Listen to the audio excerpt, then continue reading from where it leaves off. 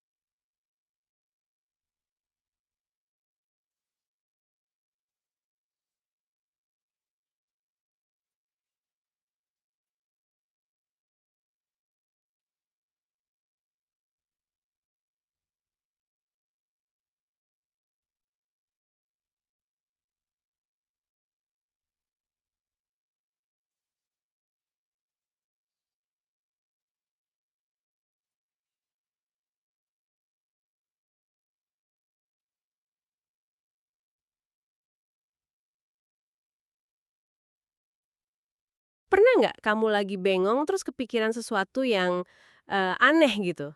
Misalnya soal waktu. Waktu ya? Iya. Waktu yang kita rasakan setiap hari, detak jam, pagi jadi malam, rasanya kan nyata banget ya, mengalir lurus ke depan. Linear. Tapi kalau kita dengar fisikawan ngomongin waktu, bunyinya jadi beda banget, jadi abstrak, matematis, bahkan katanya bisa bolak-balik.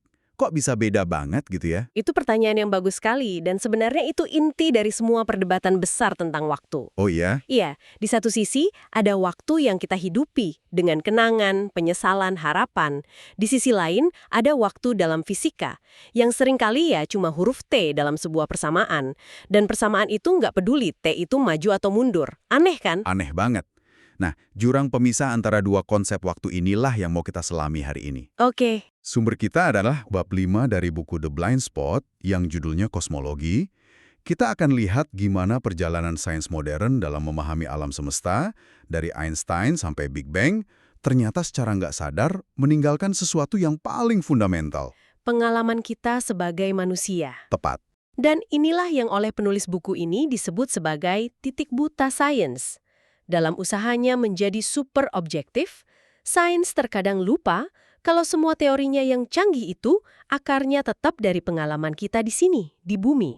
Jadi kita bakal bahas apa aja nih? Jadi, kita akan menelusuri perdebatan sengit antara Einstein dan filsuf Henry Bergson. Terus kita bahas konsep gila tentang alam semesta balok, di mana waktu sebetulnya tidak mengalir, sampai akhirnya kita lihat bagaimana sejarah alam semesta itu sendiri mungkin yang menciptakan panah waktu yang kita rasakan. Oke, kita mulai dari mana nih? Mungkin dari nama yang paling terkenal, Einstein. Teorinya kan mengubah segalanya soal ruang dan waktu. Betul, sebelum Einstein ada Newton yang bilang waktu itu absolut, sama untuk semua orang dimanapun. Lalu Einstein datang dan bilang, tunggu dulu, tidak sesederhana itu. Dia menunjukkan waktu itu relatif, lokal. Waktu bisa melambat kalau kamu ada di dekat lubang hitam atau melaju dengan kecepatan mendekati cahaya. Itu revolusi besar. Tapi dari yang saya tangkap di sumber ini, meskipun revolusioner, waktu versi Einstein ini masih punya masalah yang sama. Masih terasa abstrak. Maksudnya abstrak gimana sih? Maksudnya, waktu dalam teori relativitas itu masih belum punya arah favorit. Secara matematis, semua hukum fisika Einstein akan bekerja sama baiknya jika waktu berjalan mundur. Oh, jadi persamaannya simetris. Betul simetris. Kalau kamu nonton film tentang planet-planet yang mengorbit matahari, lalu filmnya kamu putar mundur, secara fisika itu nggak aneh. Tapi dalam hidup kita, itu mustahil. Kita nggak pernah ingat masa depan atau lupa sama masa lalu. Nah, itu dia. Jadi fisika bisa mengukur waktu dengan jam atom yang akurasinya luar biasa.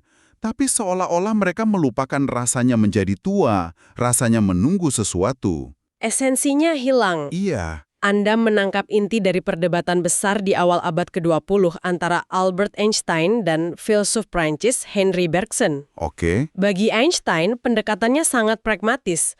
Waktu adalah apa yang diukur oleh jam. Titik. Definisi ini ya sangat berguna untuk sains. Kita bisa sinkronkan pengamatan, kirim satelit, bikin prediksi akurat. Tapi kalau dipikir-pikir, definisi Einstein itu terasa sedikit kosong ya. Seolah-olah waktu itu cuma angka di jam. Pasti ada yang protes dengan ide itu kan? Tentu saja. Henry Bergson yang protes paling keras. Menurut Bergson, Einstein melakukan kesalahan fundamental. Gimana tuh? Dia bilang, kita bisa paham apa itu pengukuran jam karena kita sudah punya pengalaman intuitif duluan tentang sesuatu yang dia sebut durasi, perasaan internal akan alur waktu. Oh, jadi pengalaman dulu baru pengukuran. Tepat. Jam itu kan cuma mengukur gerak spasial, gerak jarum misalnya. Tapi konsep gerak atau perubahan itu sendiri akarnya dari kesadaran kita. Jadi kata Bergson, sains mengambil konsep dari pengalaman manusia, mengubahnya jadi angka, lalu lupa dari mana konsep itu berasal. wow. Tepat sekali. Buku ini menyebutnya amnesia pengalaman. Sains lupa pada fondasi tempat ia berdiri. Dan pandangan abstrak terhadap waktu inilah yang melahirkan salah satu ide paling aneh dalam fisika modern. Ini pasti yang disebut alam semesta balok atau block universe itu ya. Nah, itu dia. Saya baca sekilas dan terus terang kepala saya langsung pusing. Kedengarannya seperti masa lalu, masa kini, dan masa depan itu semuanya sudah ada di luar sana, setara. Iya, kalau kita tarik benang merahnya dari ide waktu sebagai dimensi keempat yang setara dengan ruang, logikanya memang lari ke sana. Coba jelasin pelan-pelan. Bayangkan seluruh sejarah alam semesta dari Big Bang sampai akhir zaman sebagai satu blok 4 dimensi yang utuh dan abadi. Semua peristiwa sudah tercetak di koordinat ruang waktunya masing-masing. Tunggu. Biar saya coba pahami. Jadi maksudnya, momen Julius Caesar menyeberangi Rubicon dan momen kita ngobrol sekarang ini, itu sama-sama nyata, hanya berada di titik yang berbeda dalam blok raksasa itu. Itu. Agak meresahkan sekaligus luar biasa. Pikiran saya sulit menerimanya. Sangat meresahkan bagi intuisi kita. Karena dalam pandangan ini, perasaan kita bahwa waktu mengalir dan momen sekarang itu spesial hanyalah Ilusi. ilusi psikologis. Perasaan itu tidak fundamental. Dinosaurus masih ada di koordinat mereka dan masa depan kita pun secara teknis sudah ada di sana, menanti untuk kita lalui. Wow. Tapi penulis buku ini kayaknya nggak setuju dengan ide ini kan? Benar. Rasanya ini terlalu jauh dari kenyataan. Benar sekali. Penulis The Blind Spot berpendapat ini adalah contoh klasik dari kesalahan titik buta. Kita keliru menganggap peta sebagai wilayahnya. Peta sebagai wilayahnya. Dalam kasus ini, petanya adalah model matematis ruang waktu Minkowski itu, pada dasarnya peta 4 dimensi dari alam semesta versi Einstein, dan wilayahnya adalah realitas yang kita alami. Paham, paham. Menurut buku ini, pengalaman kita yang begitu mendalam tentang perubahan, kenangan, dan antisipasi itu bukanlah ilusi murahan yang harus disingkirkan. Justru sebaliknya, itu adalah data paling fundamental yang kita punya. Itu adalah fondasi dari mana seluruh konsep waktu kita berasal. Tunggu dulu. Ini membingungkan. Kalau hukum fisika paling dasar, baik Newton maupun Einstein, tidak peduli waktu maju atau mundur, kenapa pengalaman kita sehari-hari justru sebaliknya? Nah, Kenapa telur pecah tidak bisa utuh lagi?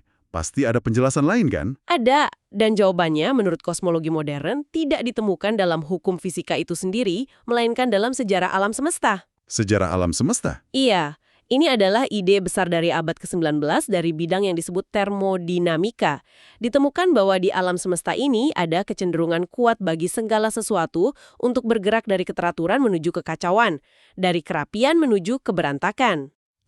Seperti kamar saya kalau nggak dibersihkan selama seminggu. Analogi yang sempurna. Kuantitas yang mengukur tingkat keberantakan ini disebut entropi, dan hukum kedua termodinamika mengatakan bahwa dalam sistem tertutup, entropi selalu bertambah. Selalu bertambah. Proses ini hanya berjalan satu arah. Inilah yang memberi kita panah waktu termodinamika. Cangkir yang pecah lebih berantakan daripada cangkir yang utuh. Itulah mengapa kita nggak pernah lihat serpihan cangkir melompat dari lantai dan menyusun diri kembali. Oke, jadi panah waktu kita datang dari kecenderungan alam semesta untuk jadi makin berantakan. Lalu, apa hubungannya dengan Big Bang? Hubungannya sangat erat. Kosmologi modern memberitahu kita bahwa alam semesta kita 13,8 miliar tahun yang lalu dimulai dalam kondisi yang sangat-sangat teratur. Entropinya luar biasa rendah. Super teratur ya? Sebuah titik super panas, super padat, itulah Big Bang. Sejak momen itu, alam semesta terus mengembang, mendingin, dan secara keseluruhan menjadi semakin tidak teratur. Arah ekspansi inilah panah waktu kosmik kita. Pembentukan bintang, galaksi, planet, dan akhirnya kehidupan, semua adalah bagian dari proses searah ini. Nah, di sini ada satu konsep lagi dari buku ini yang bikin saya garuk-garuk kepala. Lingkaran aneh atau strange loop. Ini terdengar rumit. Mari kita coba urai pelan-pelan. Ini memang ide yang sangat dalam. Oke, Di satu sisi, kita ini produk alam semesta. Pengalaman waktu kita, kesadaran kita, ingatan kita, semuanya adalah hasil dari proses evolusi kosmik yang didorong oleh entropi. Otak kita bekerja mengikuti hukum fisika dan kimia yang tunduk pada panah waktu ini. Jadi, kita ada di dalam aliran waktu kosmik. Oke, bagian itu cukup jelas. Kita adalah anak-anak kosmos. Tapi, pikirkan sisi sebaliknya. Seluruh cerita ilmiah kita tentang waktu kosmik, itu narasi tentang Big Bang, pengukuran usia bintang, model ekspansi alam semesta, semuanya kita bangun pakai apa? Kita bangun pakai konsep dan alat yang akarnya ada pada pengalaman subjektif kita tentang durasi di sini, sekarang. Kita menggunakan jam yang maknanya kita pahami lewat pengalaman durasi ala Bergson. Untuk mengukur pergeseran cahaya dari galaksi jauh. Dan dari situ kita menyimpulkan adanya Big Bang. Tepat. Astaga. Jadi, kita pakai pengalaman waktu personal kita untuk membangun cerita tentang waktu kosmik. Padahal pengalaman waktu personal kita itu sendiri adalah produk dari waktu kosmik. Itu dia. Itu benar-benar lingkaran. Kita terjebak di dalamnya. Tepat sekali. Itulah strange loop-nya. Sumber ini mengutipnya dengan indah. Kita berada di dalam alam semesta, dan alam semesta ada di dalam kita. Wow. Kita nggak akan pernah bisa keluar dari lingkaran ini untuk mendapatkan pandangan mata Tuhan yang sepenuhnya objektif. Cerita kita tentang kosmos akan selalu menjadi cerita dari sudut pandang manusia yang terbatas dan terikat pengalaman. Berbicara tentang cerita kita, mari kita ke awal dari segalanya. Big Bang. Buku ini sepertinya sangat hati-hati ketika membahas momen-momen paling awal itu. Sangat, sangat hati-hati. Penulis memperingatkan kita tentang bahaya ekstrapolasi. Maksudnya? Kita punya teori fisika partikel yang sudah teruji di laboratorium, seperti di CERN, lalu kita mencoba menerapkannya pada kondisi ekstrim di sepersekian detik pertama setelah Big Bang. Kondisi energi dan kepadatan yang tidak akan pernah bisa kita ciptakan ulang. Mengklaim kita punya teori final tentang asal-usul alam semesta, menurut buku ini, adalah bentuk kesombongan intelektual. Oke, jadi ada misteri besar di awal mula alam semesta. Salah satunya, seperti yang tadi kita bahas, kenapa alam semesta dimulai dalam kondisi super teratur, entropi rendah? Padahal secara statistik itu hampir mustahil. Rasanya seperti kita menang lotre kosmik yang luar biasa.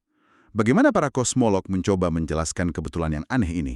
Anda menyentuh persis masalah yang membuat para fisikawan terjaga di malam hari. Mereka menyebutnya hipotesis masa lalu. Dan ini adalah salah satu teka-teki terbesar. Oke. Karena jika alam semesta dimulai dalam keadaan yang lebih mungkin secara statistiknya, yaitu entropi tinggi atau sangat berantakan, ia akan menjadi lautan energi yang homogen dan membosankan. Nggak akan ada bintang, galaksi, apalagi kita. Jadi untuk menjelaskan kemenangan lotre ini, Beberapa ide yang sangat spekulatif muncul. Salah satunya adalah multiverse atau multisemesta. nah, ini dia. Konsep yang sering muncul di film fiksi ilmiah. Jadi, ada banyak alam semesta lain di luar sana. Itu idenya. Sumber ini membahas dua jenis utama. Yang pertama disebut multisemesta inflasi. Bayangkan alam semesta kita hanya satu gelembung dalam lautan busa kosmik yang terus mengembang tanpa henti. Busa kosmik. Proses ini, yang disebut inflasi abadi, terus-menerus melahirkan gelembung-gelembung alam semesta baru, masing-masing dengan kondisi awal yang acak. Jadi seperti mesin pembuat gelembung raksasa yang nggak pernah berhenti. Analogi yang bagus. Dan tentu saja, kita hanya bisa ada dan bertanya di salah satu gelembung yang kebetulan kondisi awalnya tepat, yaitu entropi rendah yang memungkinkan struktur terbentuk. Ini semacam seleksi alam kosmik. Oke, itu satu jenis. Lalu ada yang dari teori string? Multisemestra teori string. Dalam teori ini, hukum fisika yang kita kenal, kekuatan gravitasi, massa elektron, ditentukan oleh geometri dimensi-dimensi tambahan yang sangat kecil dan tidak bisa kita lihat. Oke. Teori string memprediksi ada lanskap kemungkinan geometri yang jumlahnya sangat besar, mungkin 10 pangkat 500. Masing-masing geometri akan menghasilkan alam semesta dengan hukum fisika yang berbeda. Dan sekali lagi, kita kebetulan hidup di satu alam semesta yang kartunya pas, yang memungkinkan kehidupan. Persis. Kita memenangkan lotre kosmik lagi. Tapi sumber ini sangat skeptis terhadap kedua ide multisemestra ini. Kenapa? Kedengarannya seperti penjelasan yang elegan walaupun aneh. Karena menurut penulis, ini adalah contoh puncak dari titik buta. Keduanya adalah struktur teoretis yang luar biasa rumit, sangat abstrak, tapi punya satu masalah fatal. Apa itu? Mereka sepenuhnya terputus dari pengalaman dan tidak bisa diuji. Tidak ada cara bagi kita untuk mengamati atau berkomunikasi dengan alam semesta lain itu. Sebuah teori yang tidak bisa dipalsukan atau diuji, menurut banyak filsuf sains, bukanlah sains lagi. Jadi sudah masuk ranah metafisika. Betul, penulis menyebutnya pengejaran hantu atau ghost chase. Jadi, kita pergi ke batas terjauh kosmos, membayangkan multisemesta, hanya untuk ditarik kembali ke masalah yang sama. Kita menciptakan cerita yang tidak bisa kita buktikan. Dan kita kembali lagi ke titik awal. Pengalaman kita sendiri, di sini dan saat ini. Iya. Itulah kesimpulan utamanya. Narasi agung tentang alam semesta yang dibangun oleh kosmologi bukanlah sebuah kebenaran objektif murni yang kita temukan di luar sana. Itu adalah sebuah kisah yang kita, sebagai manusia, bangun. Sebuah peta yang kita gambar. Kenapa semua ini ada? Ya, pertanyaan semacam itu, seperti halnya mitos-mitos penciptaan di zaman kuno, berada di perbatasan antara apa yang bisa kita ketahui lewat pengukuran dan model, dengan apa yang mungkin selamanya tak bisa kita ketahui. Pertanyaan itu memaksa kita mengakui adanya batas pengetahuan, sesuatu yang kadang dilupakan oleh sains yang terlalu percaya diri. Jadi, setelah semua perjalanan ini, Ada satu pemikiran yang mungkin bisa kamu bawa pulang. Jika cerita kita tentang alam semesta terikat pada pengalaman kita di dalamnya, dan pengalaman kita sendiri dibentuk oleh alam semesta itu dalam sebuah lingkaran aneh yang tak terputus, Satu jawaban final yang objektif? mungkinkah tujuannya justru untuk lebih memahami sifat dari pertanyaan itu sendiri? Apa artinya menjadi makhluk yang sadar, yang bertanya, yang terperangkap dalam waktu di tengah-tengah kosmos raksasa yang coba kita petakan ini?